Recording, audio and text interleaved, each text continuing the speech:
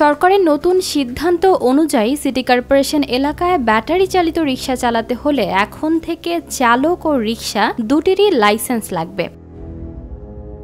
প্রথম ধাপে চালকদের প্রশিক্ষণ, স্বাস্থ্য পরীক্ষা, ট্রাফিক জ্ঞান ও ন্যূনতম শিক্ষা নিশ্চিত করা হবে। রিকশার জন্য থাকবে নির্দিষ্ট মাপ, ডিজাইন ও ফিটনেস শর্ত। চালককে নিতে হবে বাধ্যতামূলক ব্যক্তিগত দুর্ঘটনা বীমা।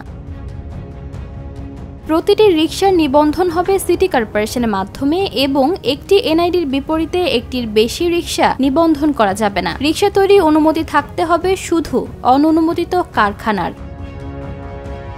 এই উদ্যোগের লক্ষ্যে ব্যাটারি চালিত রিকশাকে নিয়ন্ত্রণে এনে সড়ক শৃঙ্খলা ও নিরাপত্তা নিশ্চিত করা। শহরে বাড়ছে যানজট আর সড়ক দুর্ঘটনা, এর পেছনে বড় এক ভূমিকা রাখছে অনিয়ন্ত্রিতভাবে চলাচল। সরকারের এই উদ্যোগে প্রশিক্ষণ দেবে ব্র্যাকের মতো প্রতিষ্ঠান। পুরো প্রক্রিয়াটি তদারকি করবে স্থানীয় সরকার বিভাগ।